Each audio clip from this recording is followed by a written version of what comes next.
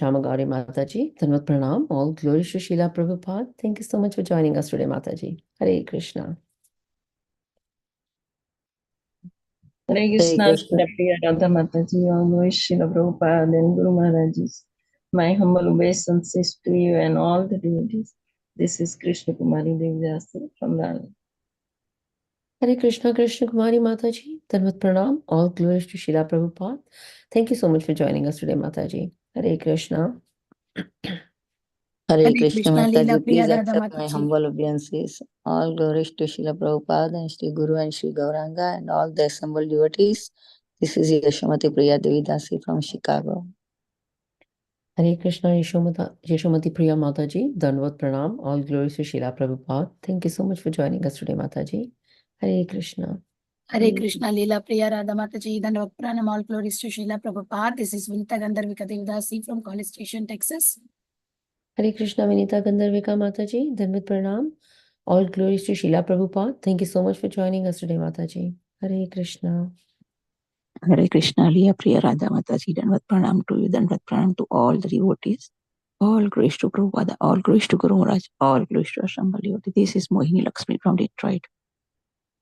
Hare Krishna, Mohini Lakshmi Mataji, Dhanvat Pranam, all glories to Srila Prabhupada. Thank you so much for joining us today, Mataji. Hare Krishna.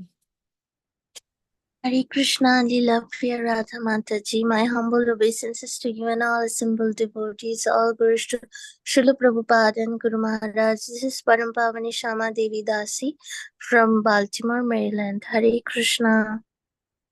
Hare Krishna, Mataji, Dhanvat Pranam, all glories to Srila Prabhupada. Thank you so much for joining us today, Mataji. Hare Krishna.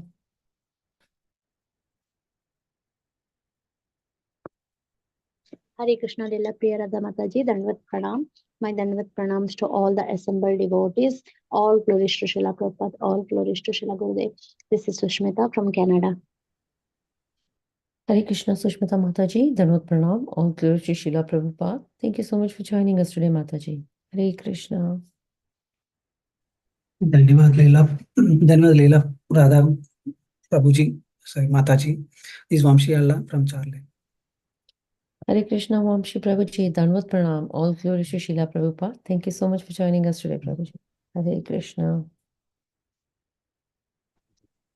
Hare Krishna, Lila, Priya, Radha Mataji, please accept my humble obeisances. All glories to Srila Prabhupada. This is Anita Ramia from Sharjah. Hare Krishna. Hare Krishna, Anita Mataji, Dhanvat Pranam, all glories to Srila Prabhupada. Thank you so much for joining us today, Mataji. Hare Krishna. Yeah, Mataji, we can start recording.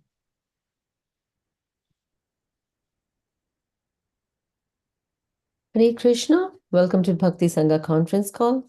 We are extremely fortunate to have His Grace Nanda Dula Prabhuji here with us today. And Prabhuji would be enlightening us by discussing Srimad Bhagavatam, Canto 7, Chapter 9 and verse 17. But before we dive into this nectarine class, I would request Shyamagauri Mathaji to share a brief introduction about our today's speaker, His Grace Nanda Dula Prabhuji. So Hare Krishna Mathaji, then Pranam, all glories to Srila Prabhupada, and over to you. Thank you, Mathaji, for the opportunity. Today is, we are very fortunate to have His Grace Nanda Dula Prabhuji as our speaker. He is a disciple of His Holiness Radhanath Swami Maharaj, and he came in Krishna consciousness when he was studying BTech. He completed his engineering in year 2000, and after that he was working for 5 years in Tech Mahindra, and while working he was rendering so many services in temple, and in 2005 he joined ISKCON as a full-time devotee. And ever since he is contributing in so many various ways of activities for the ISKCON Chowpatty temple. Currently, he is the he is responsible for ISKCON Youth Services IYS program at the KEM, which is the topmost college of Maharashtra and all India. Apart from that, he is also managing a satellite center at Baramati and taking care of a congregational program at Shivaji Park, Mumbai. Apart from all his preaching activities in temple, he is also the COM body, which is the top management of ISKCON Chapati. Also, he is taking care of educational department, which includes VTA training, which is known as Vaishnava Training Academy. So, thank you very much, Prabhuji, for coming to the call and giving Srimad Bhagatam class. Mathaji. Thank you, Mathaji. Hare Krishna, Nanda Dula Prabhuji, Dandavat Pranam, all glories to Srila Prabhupada. Thank you very much for giving us your valuable time and association this morning and enlightening us on the topic of Srimad Bhagavatam. Without further ado, I would like to request you to please take over from here. Hare Krishna. Thank you so much. My heartfelt thanks to every single person who's on the call today, and special thanks to the organizers of this Bhakti Sangha Japa call. Really a very big benediction to just come together, just devotees coming together from all over the world and spending time discussing about Krishna.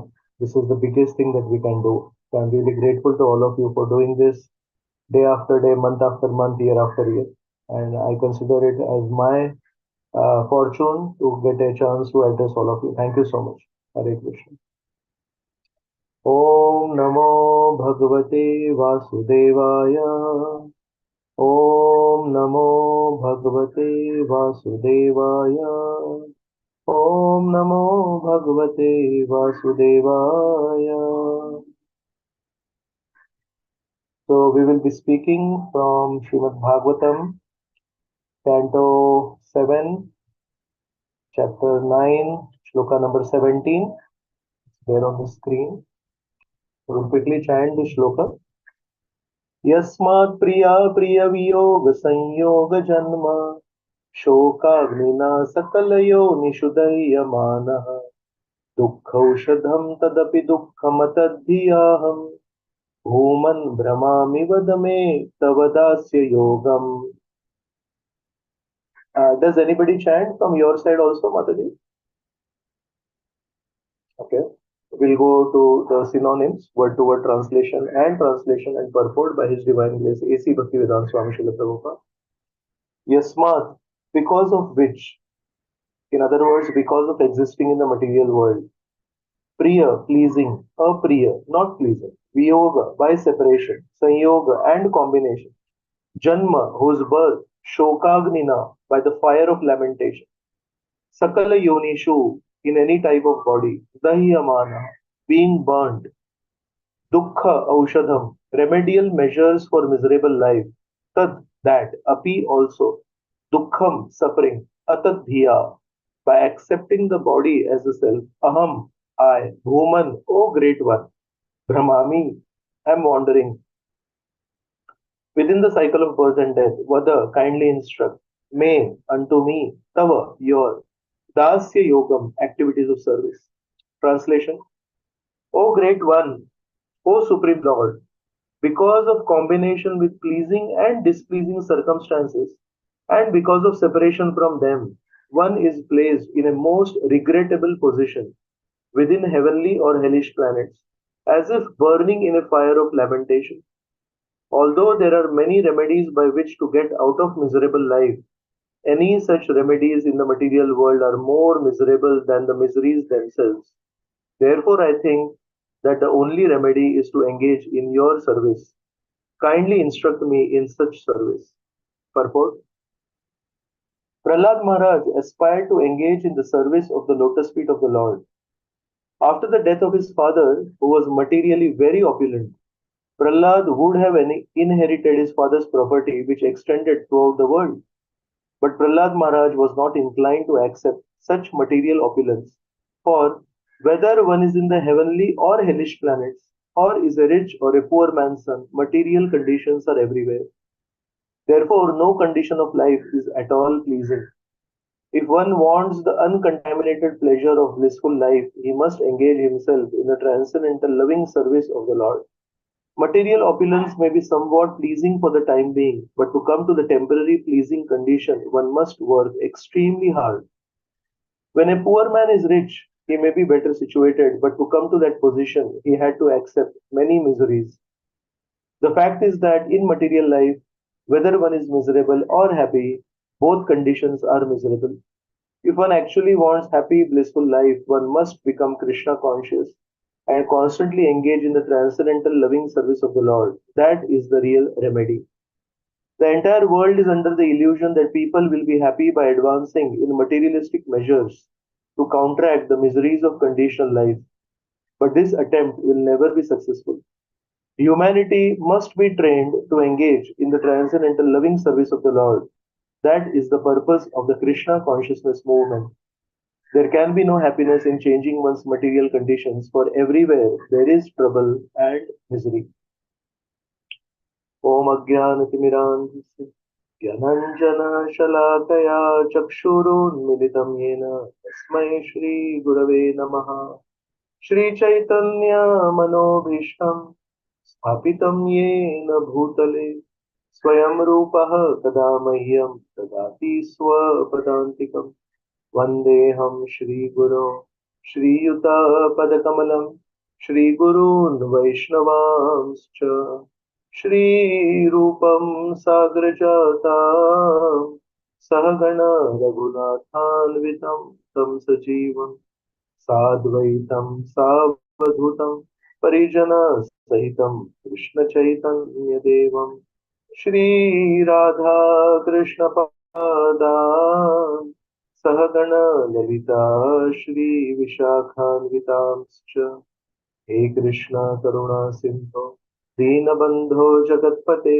Gopesha Gopika Kanta Radha Kanta Namostute Tapta Kanchana Gaurangi Radhe Vrindavaneshwari Vrishabhano Sute Devi Pranamami Hari Priye Vancha Kalpatarubhyascha Kripa Sindhubhya eva cha Patitanam Pavanebhyo Vaishnavebhyo Namo Namaha Namo Om Vishnu Padaya Krishna Pristhaya Bhutale Srimate Bhaktivedanta Swami Niti Namine Namaste Saraswate Deve Gauravani Pracharine Nirvishesha Shunyavadi Paschatya Deshatarine Jai Shri Krishna Chaitanya Prabhu Nityananda Shri Advaita Gadadhar Shivasadi Gaura Bhakta Vrinda Hare Krishna Krishna Krishna Hare Hare Hare Rama Rama Rama Hare Hare.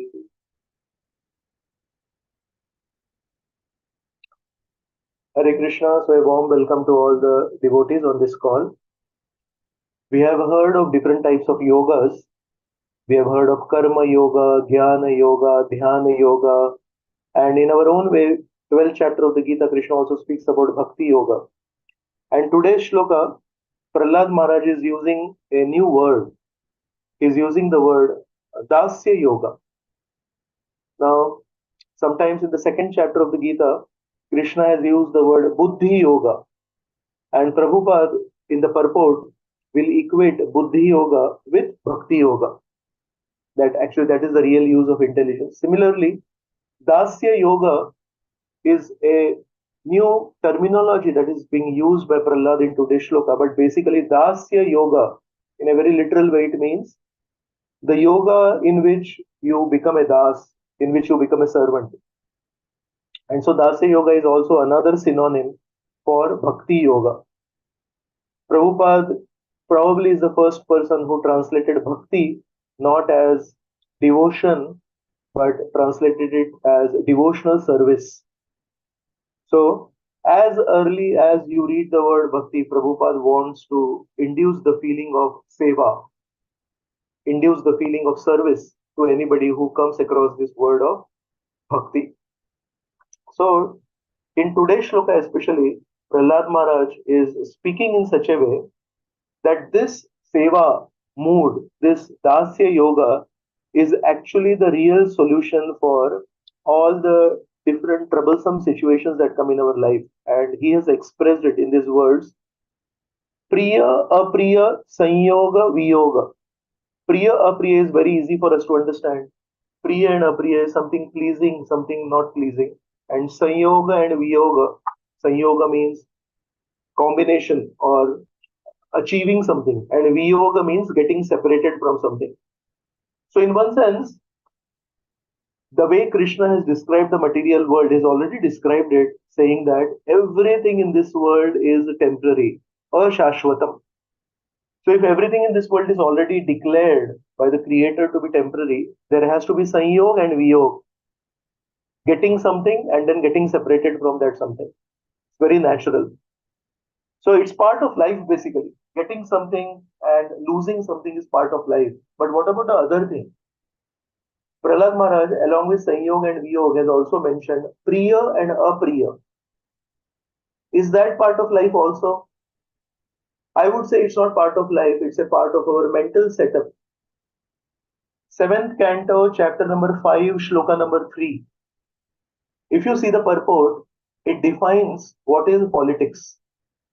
This is the place where Prahlad was taught by his two teachers, the sons of Shukracharya, Shanda and Amarka.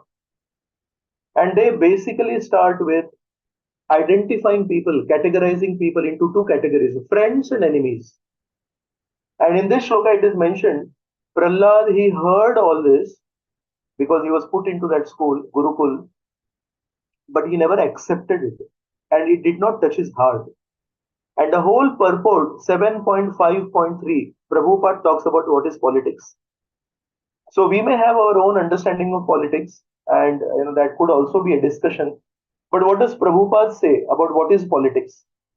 Prabhupada says, categorizing people into categories of he is my friend and he is my enemy. This is politics. And then nepotism, or in a very simple English, favoritism, is a result of this identifying certain people as friends and certain people as enemies. And it is just so natural for Kali Yuga people to get into this habit. It could be at home, if you're staying with an extended family. Some people you start liking more than others. And what is the reason that we like certain people? In a very general way, we like certain people when they agree to our opinions. When they disagree to our disagreements. If somebody asks me, what about this? And I say, yeah, I don't think it's a great thing. And somebody else, yeah, I agree with him. Immediately, the seed of favoritism is planted in my heart, and I start seeing that person as a friend. And when do I see somebody as an enemy? Repeatedly, I am speaking some opinion, and another person is disagreeing with my opinion. I am saying this is good, and that person will say this is not good. So the seed of seeing him as an enemy is planted in my heart. And unknowingly, in the family, in a college, in a school, at workplace, and unfortunately sometimes even in a spiritual institution, in a bracket, when we visit the temple, we could end up branding people as he is my friend and he is my enemy. Actually, from a Vaishnava perspective, who is a friend? At a very deep level, any person who brings me closer to Krishna is my friend. Whether he agrees with me on my worldly opinions or he disagrees with me on my worldly opinions is my friend. And who is my enemy? Any person who is trying to disturb my faith in Krishna or who's trying to disturb my faith in Vaishnavas is my biggest enemy. Because money, when lost, can be earned. Property, when destroyed, can be earned back. But faith, after millions of years now, we have come to this human form of life. And in the human form of life, in the Lord Chaitanya Mahaprabhu's teachings to Srila Rupa Goswami, he says, out of so many human beings, half of them don't even believe in religion. And out of those who believe in religion, half of them are just doing it for namesake. He's saying, Mukhe mani means they just speak, we are religionists, we believe in God, but deep inside they don't have faith in God. So Sri Chaitanya Mahaprabhu, in his teachings, he starts with that the living entities are of two types, Sthavar and Jangam, means they are stationary, like the trees, and those who are moving. And out of those who are moving, there are those who crawl, like the snakes and all. And there are some who fly, and there are some who move, like the animals and the human beings. And out of those who move, there are animals and human beings. And out of the human beings, some are civilized and some are not civilized. And out of those who are civilized, some accept God and some don't accept God. And some who accept God, they don't actually believe in God. They just show off as believers in God. So if you look at this whole statistic, the number of believers in God are so less.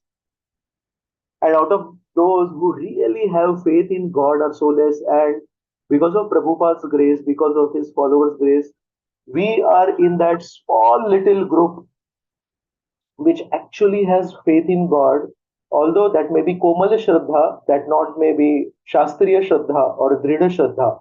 There are different levels of Shraddha also. Bhakti Vinod Thakur mentioned this in Chaitanya Shikshamrit. So, although we may be having Komala Shraddha, but at least it is Shraddha in the right person, right? Otherwise, we might be having Shraddha in the wrong person. What is the use of that? So, why am I speaking this? Because when we come to an ISKCON temple, when we come to an ISKCON center, and it is made up of people who are basically accepting Sri Krishna, the prime entity, as the Supreme Lord, and at different levels of Shraddha, they are trying to serve the Lord. How fortunate we are that we have come to the right association. Any person who's disturbing or trying to destroy our faith in the devotees, any devotee for that matter, actually he's our biggest enemy. And we need to protect our faith, our Shraddha in such a way that through Shravanam and Kirtanam, we keep watering the Bhakti Lata, and that Bhakti Lata keeps growing. Nobody tries to attack it, nobody puts a scratch on the Bhakti Lata. And finally, it goes to the spiritual world and wraps itself around the lotus feet of Radha and Krishna. So, coming back to our original understanding of Prahlad Maharaj rejecting the understanding being shared by his teachers about who is a friend and who is an enemy. A Vaishnav never ever gets into this whole understanding of this is my person and this is not my person. And we should always consciously pray to Krishna that let me always be having an equal disposition to people. Let me never get into branding people as my group and his group. And that's what we learn from Prahlad Maharaj. So Priya and Apriya is definitely a mental conception. And Sanyoga and Viyoga is a characteristic of the material world. And Prahlad Maharaj is saying, because of Sanyoga and Viyoga and Priya and Apriya, is saying, every single living entity is being burnt in the fire of lamentation. Shokagnina Dahya Maneshu. So, something goes as per my wish, I am really happy. When something does not go as per my wish, I really become sad.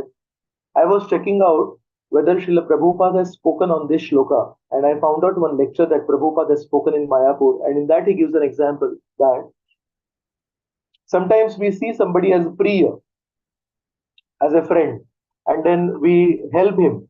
He may be in a difficulty and we help him. And after some time, it's quite natural that that person may forget it. And in fact, not only forget it, but actually may become disrespectful or may become ungrateful for what we have done. So forgetting means he just lost track, and becoming disrespectful or becoming ungrateful means going a step ahead and not even acknowledging. And when we require some help, he may not help us. And then Prabhupada said, just see how when we help somebody, somewhere deep inside the subtle expectation is that when tomorrow we are in a need, that person will help us, but that person may not help us. And so many times, devotees have confided, Prabhuji, when this person had a difficulty, I went out of my way and helped financially, sometimes emotionally. Sometimes somebody is sick and does not have support of cooking and all. So then devotees will supply prasadam from their home. And every time we do this, unknowingly, unconsciously, we have a feeling that tomorrow when I fall sick and I may not have support for food, probably this devotee will help me.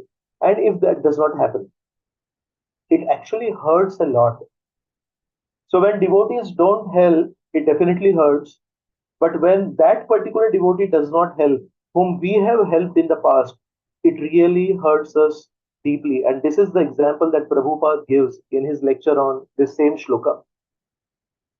So Prabhupada is saying, we should not expect, we should not expect. When we are helping Vaishnavas, the benefit is to us. The benefit is not to the person who's receiving the help. Somewhere, this is being noted that this particular Vaishnav, he helped another person. It means it's a credit in our bank balance, spiritual bank balance. Whether the person who receives our help is grateful for it or not, we may not be able to dictate. But what we are able to definitely control and contribute is that we help to the best of our ability. I am from a Marathi background, so I will speak a saying in Marathi and then I'll speak it in English also. In Marathi, it says, एक जण माफ करतो आणि मुक्त दोन जण होतात. So this saying says, one person forgives, but two persons get free. What does this mean? You know, when one person does something wrong to me, let's say, and I have deep hurt in my heart. So definitely it's not good for the person who did something wrong to me, who hurt me, but at a deeper level, it's not good for me to constantly remind myself of the wound that has been caused by that person.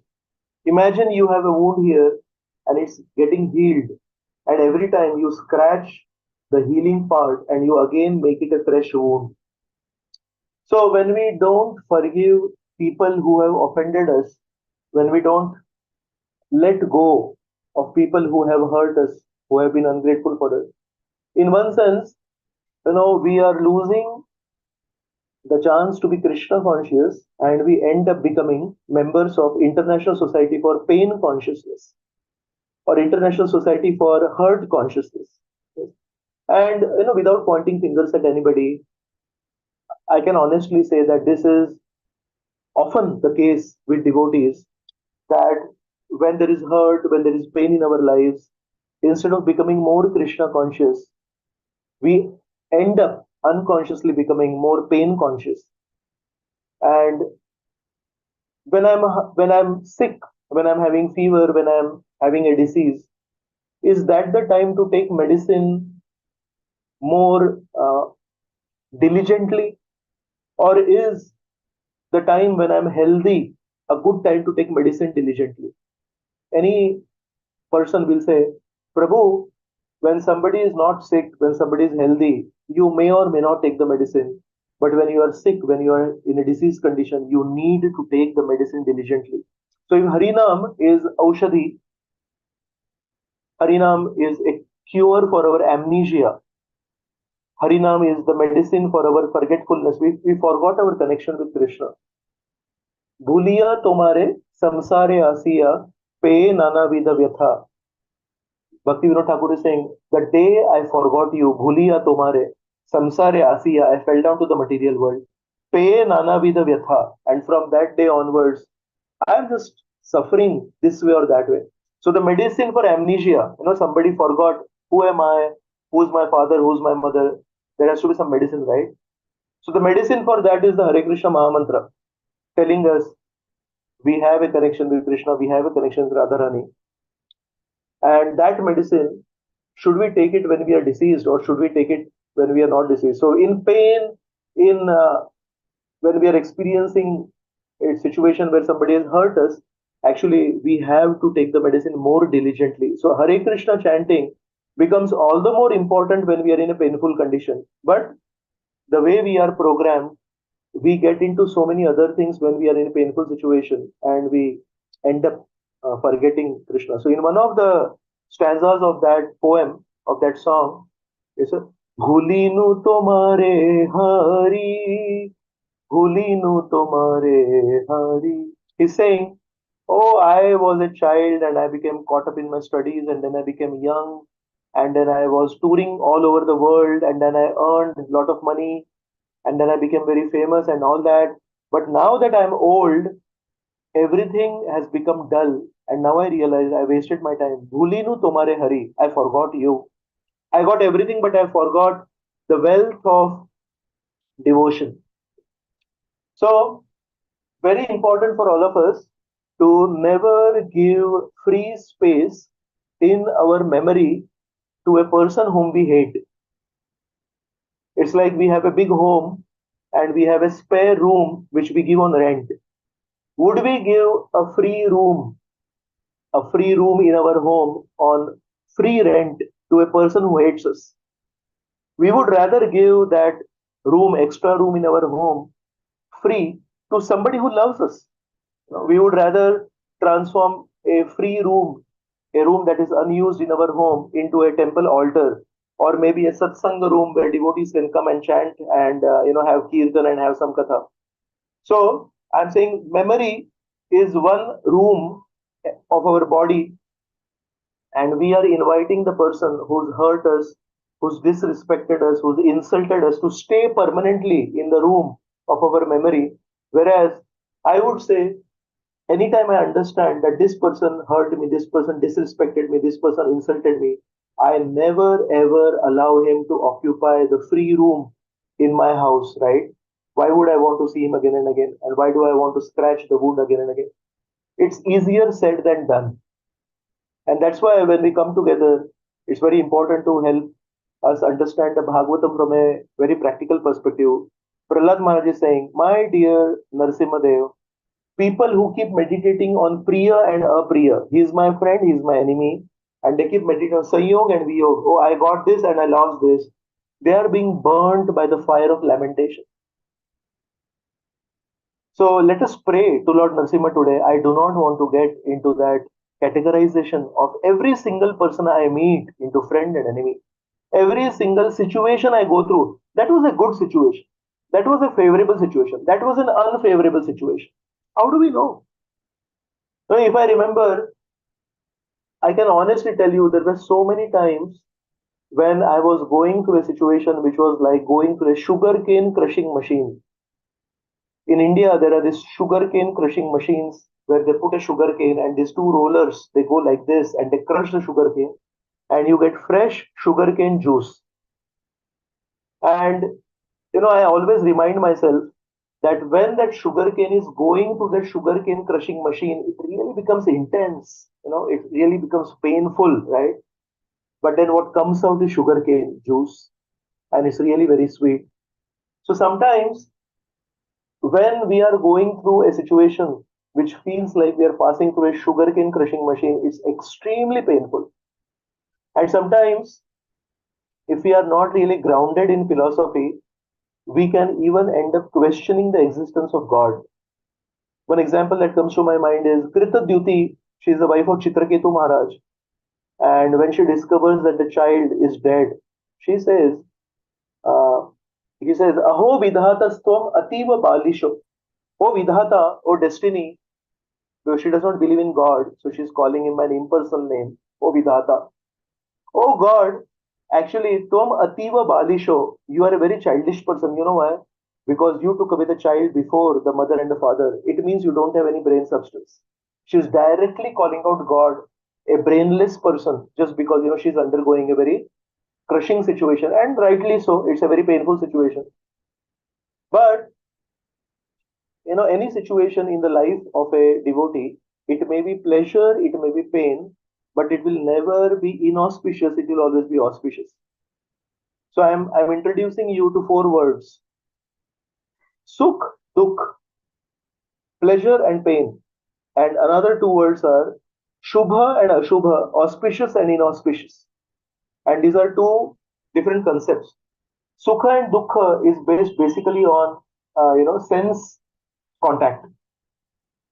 In a cold season, touching something warm is very sukha. And in a cold season, touching something cold is dukkha. Whereas that changes again in the hot season, right? So sukha and dukkha is very, very situational, is very, very conditional. And while all the time in our life we are pursuing sukha and dukha, sense enjoyment, we forget that life is not about sukha and dukha. Life is about auspicious and inauspicious. So if something that is very pleasing to me becomes inauspicious for me later, what is the use of it? And if something that is very, very painful for me, but that becomes the impetus for me to come closer to Krishna, how auspicious it is. So that's why we have to slowly program ourselves to change our quest, to change our hankering for sukha and dukha. We have to change it to shubha and ashubha. So don't avoid dukha and don't run after sukha, but always try to make everything shubha and try to run away from ashubha. So how to make your life shubha? Always remember Krishna, always chant his holy names, always be in the association of sincere devotees. That will always bring auspicious. So even if somebody insults us on a grand scale and we are sobbing and we are crying, what will happen if there is a sincere Vaishnava in our life? He will give us a different perspective. She will give us a different perspective and eventually take us in a direction of Lord Krishna. One example that comes to my mind immediately is how Dhruv was hissing like a snake when he was insulted by his stepmother. And after being insulted by his stepmother, what pained him more is the silence of his father. So at least his father should have spoken something, but no words of comfort, even no indications from the eyes. You know, sometimes you comfort somebody with the eyes. Yeah, I'll talk to you later. Right now, I can't speak. But nothing from his father and acidic words from his stepmother. And Dhruv is so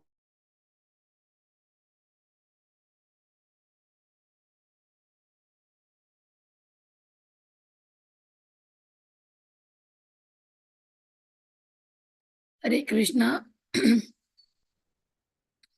Yeah, I think Prabhuji's I internet think connection. Yeah. I thought it's mine, but it's Prabhuji's. still for those who have done mischief to you, who have hurt you. Prabhuji, It's very sweet. Prabhuji, there was a break in between, Prabhuji. Okay. Yeah, so I'll speak again. I was saying that we were talking about how to not get affected by insult, pleasure, pain, and always look at Shubha and Ashubha, auspicious and inauspicious. And I was mentioning how Dhruva is being heavily insulted by his stepmother, and also his father did not comfort him. And then he went to his mother, who is a Vaishnavi, and she says, the first teaching I have for you, Dhruva, is that never think ill for those who have hurt you. It's such a difficult teaching, but he accepts it because it is coming from his mother, and then he's on his way to the forest to hear, to please Lord Narayan. And again, another Vaishnava comes his way. This is Narad Muni. And Narad Muni utilizes the passion that Dhruv Maharaj has and diverts him to pleasing Lord Narayan, to pleasing Lord Vishnu. And what is the result? Great rishis and great munis, they perform tapasya for thousands of years. We have heard of Vishwamitra Muni performing tapasya for 60,000 years. But after performing tapasya for 60,000 years, he could not achieve success and he fell down 2 times. But our little boy Dhruv, heavily insulted, and he is in dukkha, but his life was made shubha by two Vaishnavas, his mother and Narad Muni, and in a matter of 6 months, he gets the darshan of Narayan. I'm just asking all of you a question. Have you heard of anybody else in the Bhagavatam, in the Ramayana, in the Mahabharata, who achieved the darshan of the Lord in a matter of 6 months? If you remember something, please unmute and please speak. In my reading, I always heard of thousands of years of tapasya. There is only one aberration, there is only one exception to this rule, that is Dhruv Maharaj. But what is Dhruv Maharaj's story? Heavy distress, heavy insult, heavy disrespect. But the interference of a Vaishnava transformed that dukkha into shubha. So Bhagavatam also speaks another story of Gajendra. Gajendra has tremendous dukkha in his life, but the appearance of the Lord and remembering prayers transformed his dukkha not into sukha, but transformed his dukkha into shubha. And sometimes we have seen how somebody who has a lot of sukha, who is having a very happy-go-lucky life, no pain in his life, everything is very sweet, but because of that, sometimes his life becomes ashubha. One example that comes to my mind immediately is Nal Kuber and Manigriv. They are the sons of Kuber, rich people, always intoxicated, having a very nice life, and their life is full of sukha. But what did they do with that sukha? They ended up offending Narad Muni and their life became ashubha. Of course, because it is a Vaishnav like Narad Muni, finally that ashubha also becomes the greatest shubha. So what are we looking at? We are looking at a situation where we are in the habit of constantly classifying people, situations, things into Priya and Apriya. And those Priya and Apriya things, people and situations, they are temporary and there's always some yoga and viyoga. And then we are getting disheartened, sometimes happy, sometimes sad. And the Bhagavatam is teaching us, don't get into that habit of happiness and distress. Please try to go in the direction of Krishna and his sincere devotees to transform every situation into Shubha. So it doesn't matter whether you are rich or you are poor. What matters is, are you remembering Krishna always? Are you able to keep forgetfulness of Krishna away from you? So we just have one enemy. One enemy is anybody who tries to take us away from Krishna, who tries to destroy our faith in Krishna, who tries to disturb our faith in the devotees. And this is very important for all of us. So, there's a very beautiful shloka. This is the 5th canto and chapter number 6. And I'll try to share this shloka. Just hold on.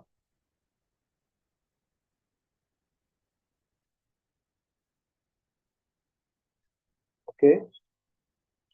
This.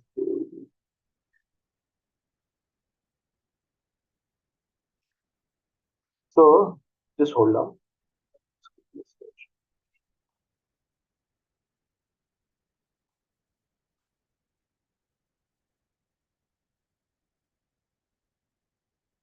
Yeah, on the screen right now is this shloka, 5th canto, chapter number 6, shloka number 18.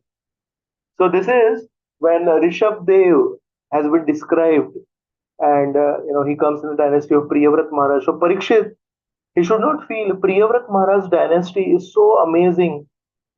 There is Priyavrat Maharaj himself, and then there is Rishabh Dev who appeared here. So just to give some pacifying feelings to Parikshit Maharaj, Shukdev Goswami speaks this shloka and he's saying, Rajan Patir Gururalam Bhavatam Yadunam Daivam Priya Kulapati Kwachaking Karova Astveva Manga Bhagavan Bhajata Mukundo Muktim Dadati Karchit Smana Bhakti Yogam. So Shukdev Goswami is saying, my dear king, the Supreme Person, Mukunda, is actually the maintainer of all the members of the Pandava and Yadu dynasties. He is your spiritual master, worshipable deity, friend, and the director of your activities. To say nothing of this, he sometimes serves your family as a messenger or servant. This means he worked just as ordinary servants do. Those engaged in getting the Lord's favor attain liberation from the Lord very easily, but he does not very easily give the opportunity to render direct service unto him. So this is the most important part here. Lord Krishna, Lord Vishnu does not very easily give the opportunity to render direct service unto him. And here he says, Muktim dadati karhichit sma na bhakti yogam. So if you ask mukti from Krishna, Krishna will give you mukti very easily. But na bhakti yogam, Krishna will not give service to himself very easily. Very important for all of us to understand that it's very easy to get dhana from Krishna, wealth from Krishna like Sudama did. It's very easy to get so many things from Krishna. He can give us so many things. But to actually get a chance to serve Krishna is reserved only for those who are sincere. So we need to be very, very careful. Sometime back we had the summer season in India, and summer season in India means mangoes. So almost everyone in India, the favorite fruit is mangoes. And what do people speak? People say, you know what? I love mangoes. And when they say I love mangoes, basically what are they going to do with mangoes? They're going to eat them. They're going to consume them. In America, sometimes they may say, I just love ice cream. And what do you do when you say I love ice cream?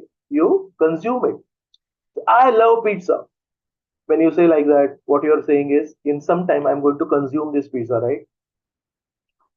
So this is how we express our feelings for what we are going to consume. And when Krishna says, I love Arjun, how does Krishna behave with Arjun? When Krishna says, I love Arjun, Krishna becomes a servant of Arjun. Krishna becomes a charioteer for Arjun.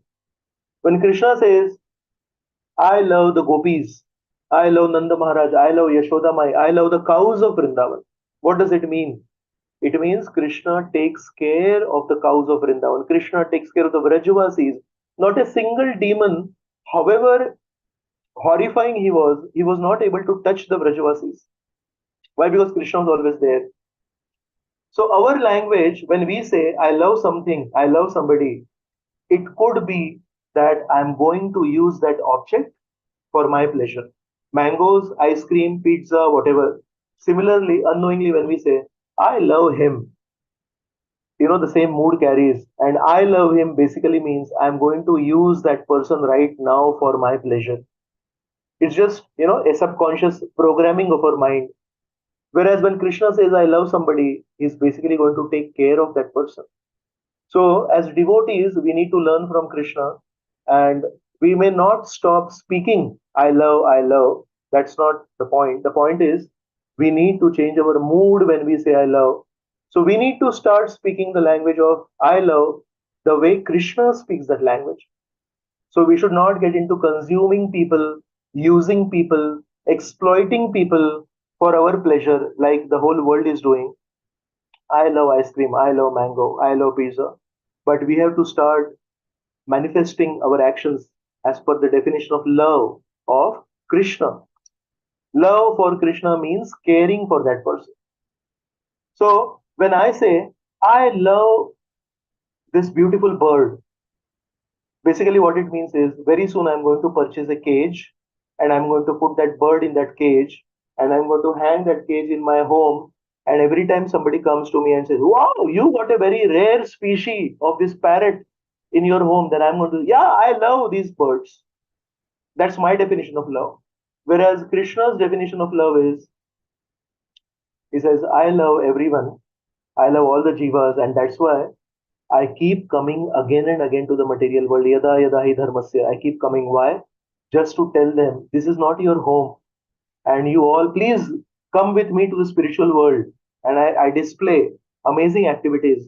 So Gopinath bhajan is there. Bhaktivinoda Thakur saying, Gopinath, tumi kripa paravara, jiver karane asiya prapanche, Lila koile suvistar.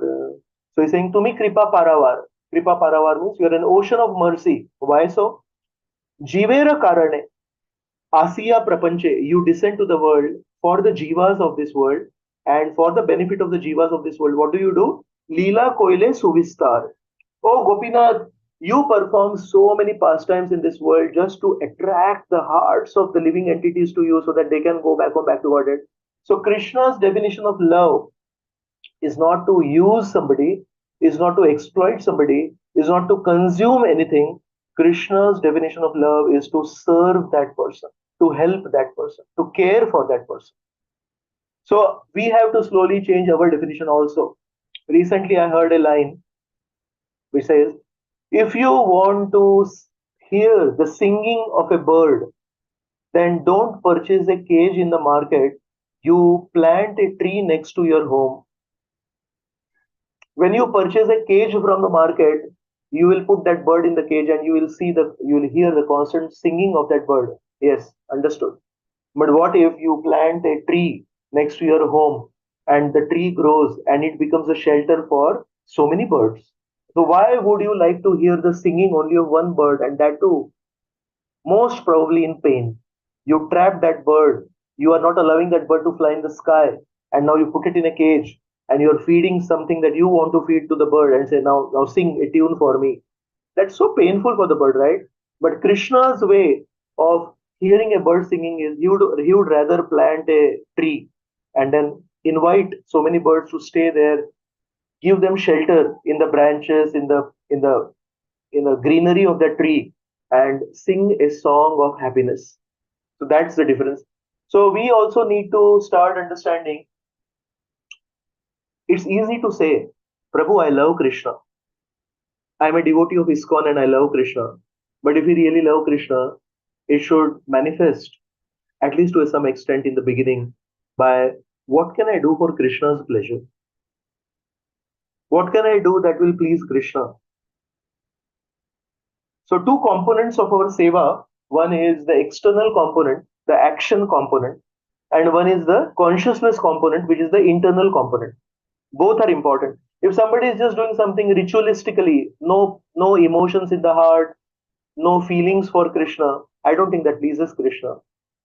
And imagine somebody who has a deep consciousness of trying to serve Krishna, but never ever actually does anything practically.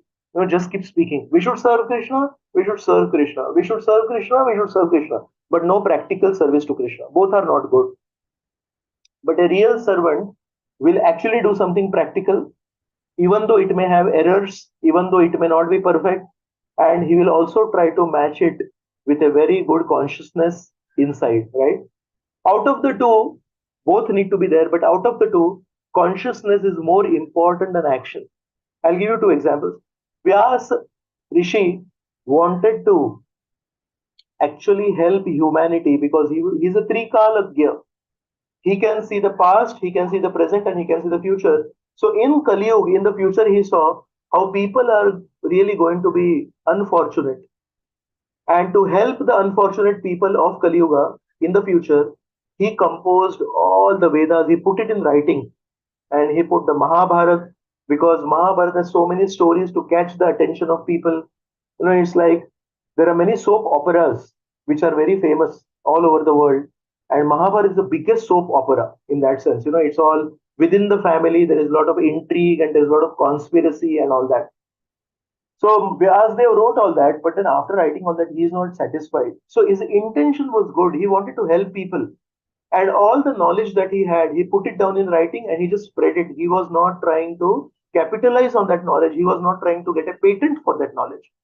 So medicine, Ayurveda, he just distributed that knowledge. Architecture, he distributed that knowledge.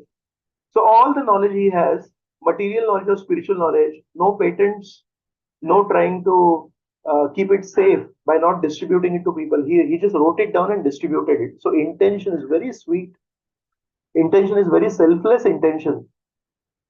But somewhere, his action went wrong, that he did not do it properly. He did not glorify the Supreme Lord. And so Narad Muni, his guru, understanding that his intention is right, so he needs guidance, Narad Muni reaches there and corrects him and tells him, my dear Vyasdev, please now write a book which repeatedly glorifies Krishna in a very clear way. So repeatedly and clearly you glorify Krishna. Another example that comes to my mind, very beautiful example. I would like to show this shloka to you. This is 8th canto, chapter number 22 and shloka number 23. So this is at a time when Bali Maharaj has been, bound up by Vamandev with Varuna Pash. The ropes of Varuna, Bali has been captured. Why? Because he could not offer what he had promised. And in that situation, Bali Maharaj, he is having a head hung like this. And at that time, can you imagine who comes to his rescue? He's been making the Devatas into refugees. He's driven the Devatas out of their homes. But when he's bound up by Vamandev, and incidentally, why did Vamandev appear? He appeared on the request of Indra. Indra requested Kashyap and Aditi that, I need help, and That's how Vamandev appeared. So Vamandev has finally, paying attention to Indra's request, bound up Bali Maharaj. And now Bali is a loser. At that time, imagine who comes to his rescue. It is Lord Brahma who comes to his rescue. And this shloka on the screen is basically being spoken by Lord Brahma. Very, very sweet shloka. And we'll chant this shloka. Yat padayor ashatadhi salilam pradaya durvankureirapi vidhaya satim saparyam apyuttamam gatimasau bhajate trilokim dashvana viklavamana kathamarti mritchet. We'll go to the translation. Brahmaji is speaking to Vamandev. By offering even water, newly grown grass, or flower buds at your lotus feet, O Vamandev, those who maintain no mental duplicity can achieve the most exalted position within the spiritual world. This Bali Maharaj, without duplicity, has now offered everything in the three worlds to you. How then can he deserve to suffer from arrest? Please release him. So whenever I read this shloka, it really touches my heart that Bali Maharaj, his actions may be wrong. He definitely hurt the Devatas. But when Vishnu came, his intentions are so pure. He went through a difficult situation where his guru is telling him, don't surrender to Vishnu. But he said, the person who is telling me to reject Vishnu, I reject you. And Bali Maharaj rejected his guru. It's a painful situation to reject your guru. It's not easy. But after going through that painful situation, because his intention was never to hurt anybody, his intention was to serve Krishna sincerely without duplicity.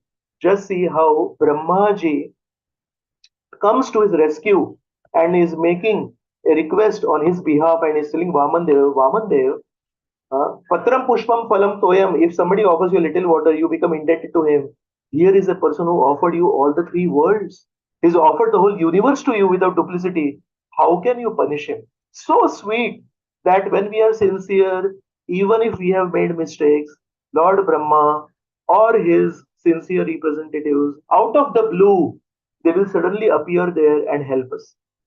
I'm just imagining what must be happening to Bali Maharaj when Vamandev has bound him up. And in that bound up condition, in one sense, from the enemy side, from the Devata's side, Brahmaji is coming to his rescue and is telling Vamandev, I don't think this is right. I don't think you should punish Bali Maharaj. It's a very sweet experience, right? So, this is Bhagavatam which is telling us we may be limited in our activities, in our capabilities, but we should never ever be limited in our intentions. Our spiritual masters, Srila Prabhupada, in their books, in their lectures, have very clearly told us what should be our intention in our heart. Always trying to please Krishna, never ever trying to hurt Krishna or his devotees. At least his intention has to be pure. And if our intention is pure, and even though we commit mistakes, Brahmaji will send somebody to help us. One devotee asked Srila Prabhupada, if we serve Krishna, Krishna promises us to take us back to Godhead. What if we are in a coma? At the last moments of our life, there is a ghastly accident and we are not able to remember Krishna, what will happen? Prabhupada said, in the last moments of your life, if because of some unfortunate situation you are not able to remember Krishna, Lord Sri Chaitanya Mahaprabhu will force himself in your heart and will carry you back to Godhead. The very beautiful shloka in Vaman Purana, and I am not able to recollect the shloka, but it says, Yadi Vatadi Doshena. So this shloka says that even if because of some imbalance of Vata, Mad Bhaktam Api Nasmaret, if my devotee is not able to remember me, then the Lord is saying, Aham Nayami Mad Bhaktam. I will carry my devotee to the spiritual world. So something like that, Srila Prabhupada also mentioned, the Lord Chaitanya Mahaprabhu will force himself in your heart. On the other side, we saw two examples. Action was not perfect, but intention was perfect. On the other side, I'll give you some examples of where action was probably right. Yeah. So one of our devotees has mentioned it on the chat. Yadi vatadi doshena mad bhakto mam nachas maret aham swarami mad bhakta nayami paramam gatit. It's there on the chat. Thank you so much. So we saw two examples of devotees whose intentions was right and their actions were wrong. We'll see some examples of devotees whose actions were right, but their intentions were wrong. So one example is Ramachandra Puri. You know, he is basically monitoring the eating of every single devotee in Jagannath Puri to the extent that he starts judging even Lord Sri Chaitanya Mahaprabhu's eating. Why are the devotees feeding Lord Chaitanya Mahaprabhu? Because they love Lord Chaitanya Mahaprabhu. And why is Lord Chaitanya Mahaprabhu eating so much prasad? Because Patram Pushpam Phalam Toyam Yoma Bhaktya Prayachati. Lord Krishna accepts the bhakti, right?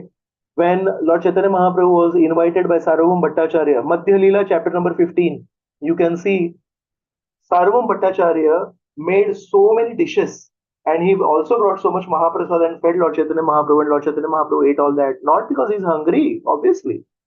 He is tasting the devotion of his devotees.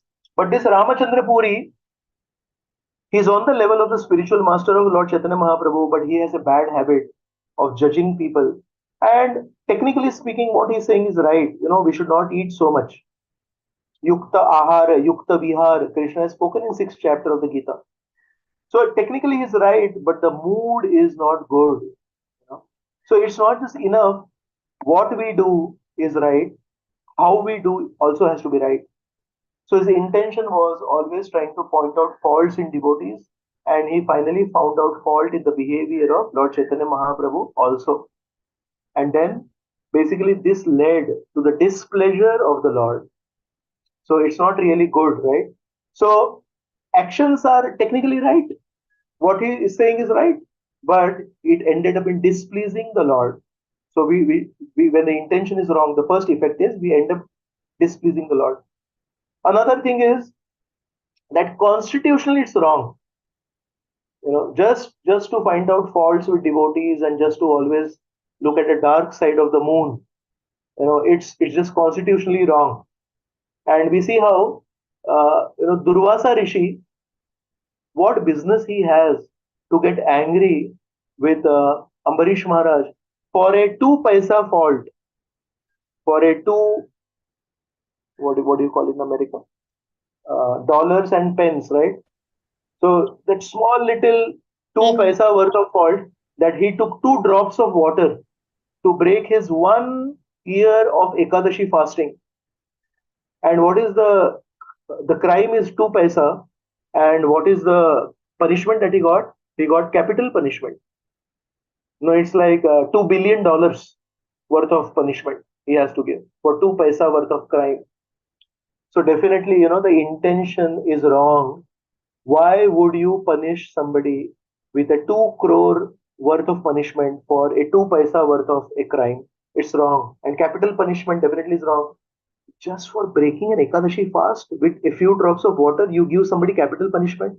So intention is wrong. The constitution is wrong. Even Durvasa Rishi, when he went to the Vaikuntha planet, Kshirodakshai Vishnu, within the material universe, because Sudarshan Chakra was chasing him, when he went to Lord Kshirodakshai Vishnu, then Lord Vishnu told him that, you know what, those who Mai Nirbadha Hridaya Sadhavo Samadarshana Vashe Kurvanti Mad Bhaktya Sat Striya Satpatim Yatha.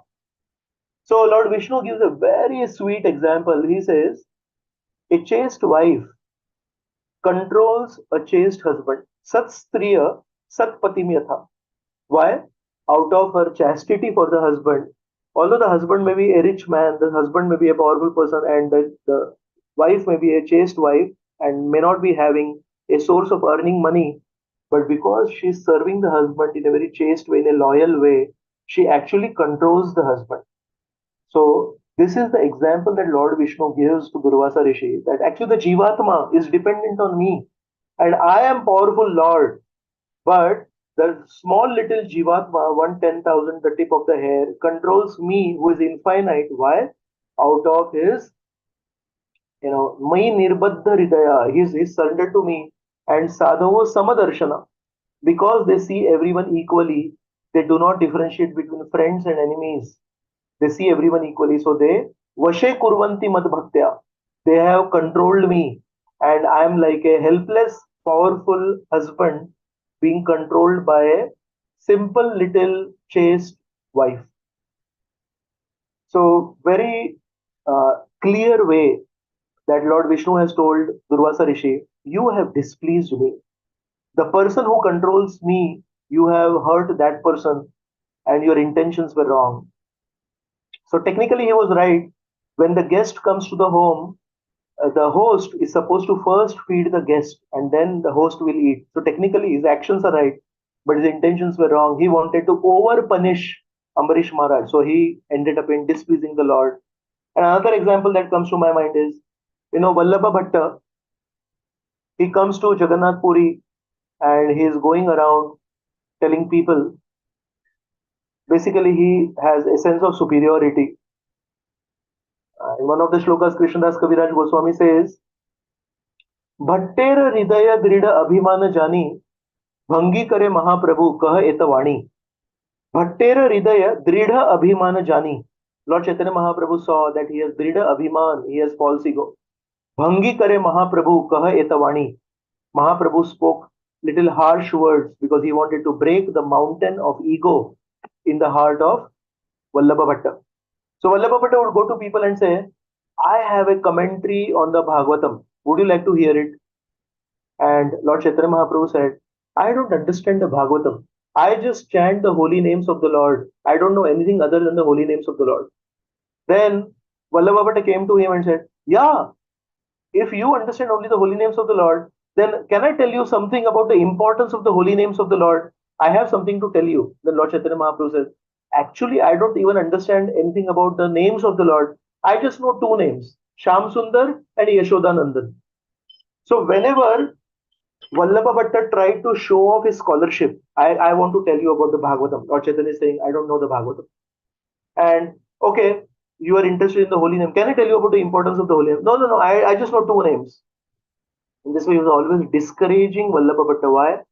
Because he knew his actions were technically right. He wants to glorify the Bhagavatam. He wants to speak about the glories of the holy name. But his intention was not to glorify Krishna. His intention was so that the people understand how great a scholar Vallabha Bhatta is. So the intention of Bhagavatam Katha is not to glorify the speaker as an expert speaker. The intention of Bhagavatam Katha is to glorify Krishna. Tava Kathamritam Tapta Jivanam Kavi Bhiriditam Kalmashapaham. So Tava Katha Amritam. The gopis are saying Krishna's Katha is like Amrit, and that Amrit has to be destroyed in this Martya Loka.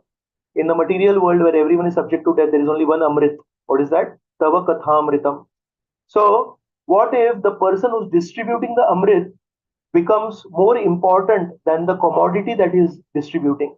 That is not right. So, Lord Chaitanya Mahaprabhu saw that, and definitely he gave a very strong treatment to Vallabha Bhatta.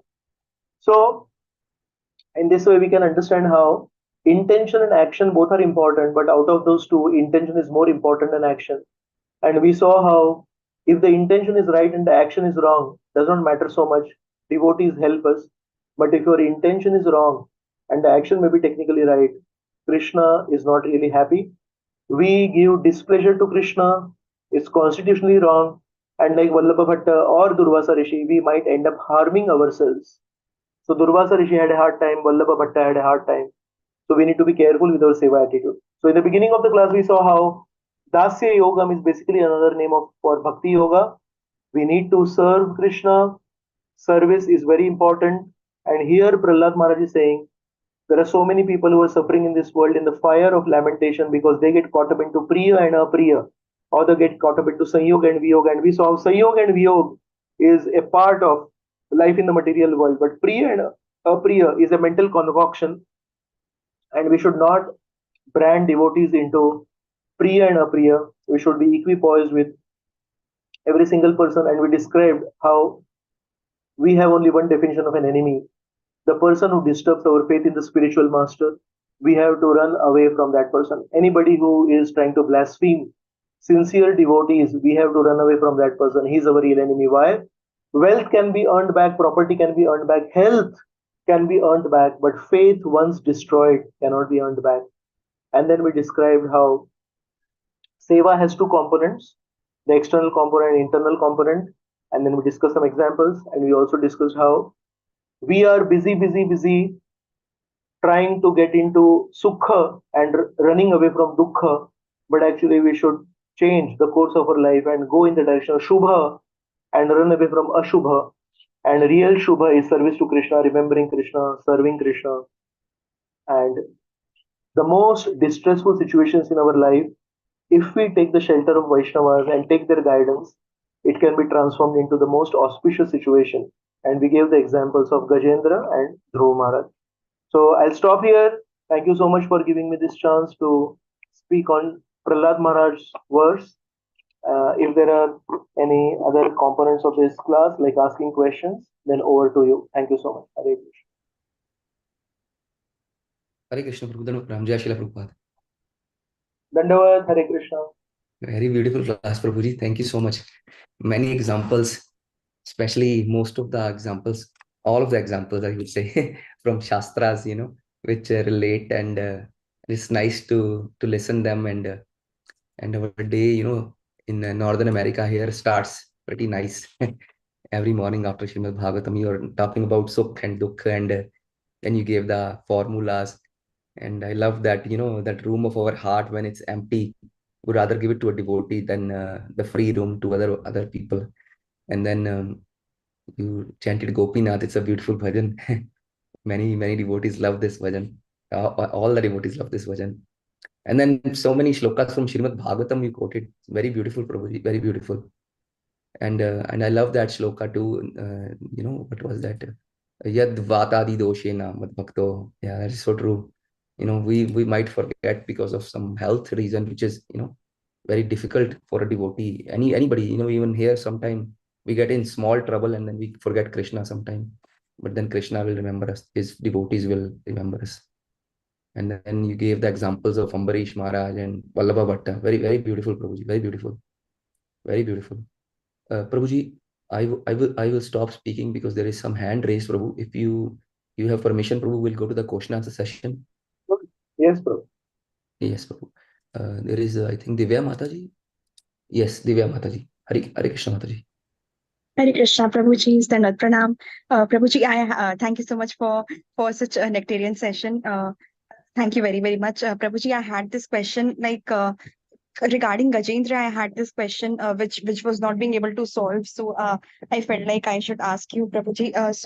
In the Gajendra story, the crocodile did not go back to Godhead. He went back to Gandharva Loka, but we hear that he was being delivered by Krishna because of his Sudarshana Chakra. But only Gajendra attained the Sarupya Mukti and he went back to Vaikuntha. But why did the crocodile did not go even after being delivered by Krishna with the Sudarshana? Why did he go back to Gandharva Loka? Why not Goloka or Vaikuntha? That was my question. Yeah. Thank you so much, Mathaji. I would like to defer this question. Why? I'll tell you. Because sometimes in Krishna's stories, just like for Kaliya, there is a history of Kaliya, the previous life of Kaliya. Similarly, Kamsa also has a previous life, and Dhenukasur has a previous life. So many times, there's a reference to the previous life, and I fully understand, your question that how can somebody who's been killed by Lord Vishnu, why would he not be sent to the spiritual world? It's a very valid question. I would, want to give my opinion that there has to be some reference to a previous lifetime of that crocodile. That there has to be a strong reason. Otherwise, the Supreme Lord would definitely want to send that crocodile to the spiritual world. One point that comes to my remembrance is, I was reading this Laghu Bhagavatamrit. Laghu Bhagavatamrit is a book by Srila Rupa Goswami, and there he speaks that out of all the incarnations of the Lord, the three incarnations are Paravastha. He uses the word Paravastha. He says they are the most prominent. One is Lord Narasimha, one is Lord Ramchandra, and one is Lord Krishna. So he says of all the forms, these three are the Para-avastha forms of the Lord. And within that Para-avastha forms of the Lord, he says, that Lord Krishna is the most merciful, because Lord Krishna, even though you get killed by Lord Krishna, you get the spiritual world. And he gives an example. He says, Jaya and Vijay, when they fell down to the material world, when they appeared as Hiranyaksha and Hiranyakashipu, they were killed by Lord Narasimha and Lord Lord Varahadev. But he says, what happened to them when they were killed? They were not liberated, they were reborn again. But of course, they were born as Ravan and Kumbhakarna, very rich, very intelligent, and very powerful. So the killing of Hiranyakashipu, the touch of Hiranyakashipu's nails, I'm really sorry. The touch of Lord Narasimha's nails had an effect that they were born again, but in a very rich aristocratic family, in a Brahman family, and a very powerful family. Then Lord Ramchandra killed them. So now what happened? The effect was they were not liberated, but they were reborn in a close family connection of Lord Krishna, but again in a very rich royal family, in a very well-placed family. But he says it is only Krishna who killed Shishupal and Dantavakra and set them free. And then one of the shlokas there in Laghu Bhagavatam, Rupa Goswami says that who is that incarnation who gave prema, bhakti to even the creepers and the plants? He says when Lord Ramchandra left Ayodhya, he did not give prema bhakti to the plants and the creepers. But when Krishna was leaving Vrindavan to go to Mathura, even the plants and the creepers were crying. So, he gives these two examples and says how Krishna is the greatest personality. And why am I mentioning here that somebody who got killed by Krishna, even though he had very bad intentions, because it is Krishna, the avatari, it's not the avatar Narayan, it's not the avatar Vishnu. He gets liberated, he gets to the spiritual world. But with Lord Vishnu, it's not like that. When Lord Vishnu kills somebody, that person may not get liberated, he may get purified. So that crocodile, from the previous birth, his name was Huhu. There was a crocodile called Huhu, the Gandharva called Huhu. And that Huhu crocodile got cursed, that Huhu Gandharva got cursed to become a crocodile. And so by the touch of the Sudarshan Chakra of Lord Vishnu, not Lord Krishna, he got purified. And all the sin and all the aparad, whatever he had done, that got purified. He went back to Gandharva Loka. But definitely, Lord Vishnu, when he kills somebody, he may or may not get liberation. But Lord Krishna, whenever he kills somebody, they get liberation. In fact, third canto, in one of the shlokas, it is described, in the first 3 chapters, I think it is the second chapter, but definitely in the first 3 chapters, it is described that the word that is used is those who were on the opposite side in the battlefield of Kurukshetra. Uddhava is speaking to Maitreya. Those who were on the opposite side in the battlefield of Kurukshetra, they were purified by the arrows of Partha. So the word that is used in the shloka is Parthastra Puta. Partha Astra Puta. And just by being purified by the weapons, by the arrows of Partha, who is a very dear devotee of Krishna, they went back home, back to Godhead.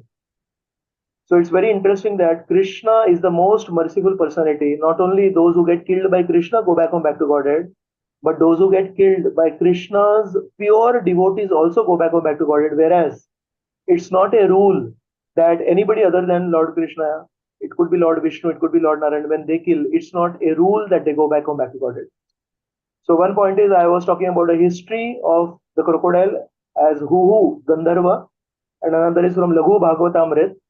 Rupa Goswami says that only Krishna has that power that anybody who is killed by Krishna goes back to the spiritual, not necessarily applies to Lord Vishnu. And in the case of Gajendra, it was Lord Vishnu.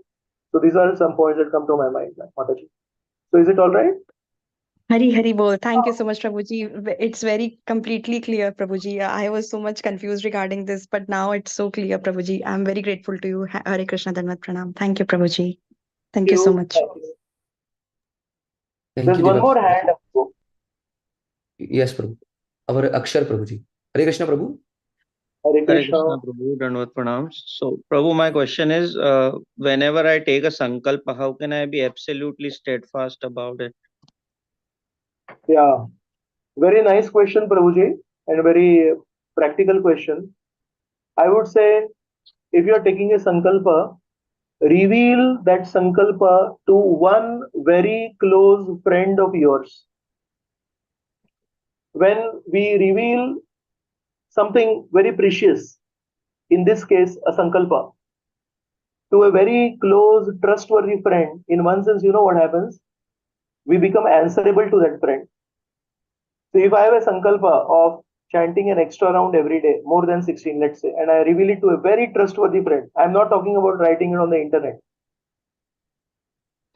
Don't speak it to the whole world. Yeah, but one trustworthy friend, you reveal it. And you know what happens? Because he's a very good friend, after 2 days, in a private conversation, he will ask you, Prabhu, that day you told me that you are now having a Sankalpa of chanting 1 round extra every day. Now you're going to chant 17 rounds every day. How's the Sankalpa going?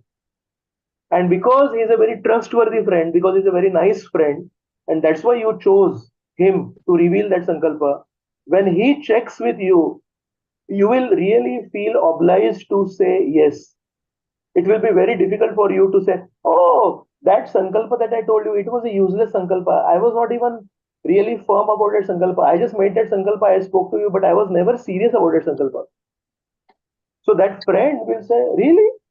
I mean, you are a good friend of mine and you told me you're a Sankalpa, and now you are saying you are never serious about that Sankalpa. So it means, you talk about all kinds of things about which you are not serious with me. So that speaks about the quality of our friendship, right?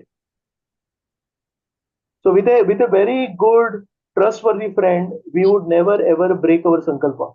Is it not? If you speak something to your friend, you better carry it out. You better match up to that Sankalpa.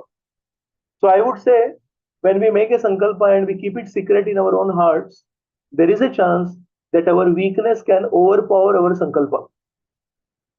And when our weakness overpowers our Sankalpa is no longer a Sankalpa.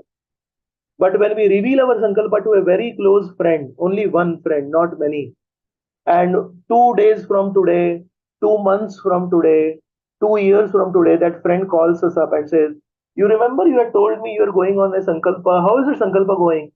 It will really hurt us to say, oh, I was never serious about it. We'll say, yeah, that Sankalpa is going. So because we revealed our Sankalpa to a close friend, we will make it a point to match up to that Sankalpa. We will not give up that Sankalpa just because we don't want to annoy a very good friend of ours. So make a very good Sankalpa and reveal it to a very good friend of yours. And just to please that friend, you'll go on with that Sankalpa. Or if there's a difficulty in your life, you will check with that friend and say, my dear friend, I told you I want to do that Sankalpa, but I'm not able to do that Sankalpa. Can you please help me how to do that Sankalpa? And probably you'll receive some help for doing that Sankalpa. So I would say, revealing our Sankalpa to a very close friend, trustworthy friend, ensures that we do our hard work to maintain that Sankalpa. All of us are weak. All of us, will undergo challenges to maintain our Sankalpa. So we have to basically figure out what will prevent us from falling down from following our Sankalpa. I don't think any one of us can promise that hell or heaven, this oath of mine, this Sankalpa of mine, I'm never going to break. It's very difficult for us to, the situation is not really favorable for spiritual life. So I think revealing our Sankalpa to a close friend is much more beneficial to us than to become really headstrong and say, I'll never ever give up my Sankalpa. I think it may not work. Thank you so much. Thank you, Prabhu. Hare Krishna. This is what happens, like mind cheats and that bargains with, like lowering the standards of austerity, and nobody knows, okay, let's cheat. Yeah, very helpful, Prabhu. Thank you. Thank you. So because I spoke this to you today, I'm speaking this to a trustworthy person like you today. So now I need to follow this in my life also. So I just made, a Sankalpa that I'm going to make a Sankalpa. And because I spoke to you that I'm going to make a Sankalpa, I better carry out that Sankalpa. Thank you. Sankalpa. Yeah. Nice. Perfect. So we'll start Shyamagauri, with Prabhu. Yeah. Shyamagauri Mataji, you have a Sankalpa? Or you have something to say? Sorry. Prabhuji, no, Prabhuji, I just I am not that, a serious devotee. I just carry on what is duty, day-to-day life. And I love the class, Prabhuji. Very nice. Very nicely you explained the definition of love. How I love pizza, I love this. We are going to consume that, but I never thought about that. I love this person means I am going to consume that person in my service. It's like very subtle. I did not even realize that definition, but thank you very much, Prabhuji, for realizing that we have to have love like Krishna loves us. How selflessly he serves us, and instead we should serve Krishna, but Krishna, and still he is very patiently waiting for us, Prabhuji. Thank you so much. Wonderful, wonderful class. Very nice examples you give. Thank you so much. Thank you. Jai Srimad Bhagavatam ki jai, Jai Srila Prabhupada ki jai, Ananta Koti Vaishnava Vrinda ki jai, Jai Nitai Gaur Premananda. Hari Hari Bol. Dear devotees, let us pay our humble obeisances to all the assembled Vaishnavas and Prabhu. Vancha kalpatarupesya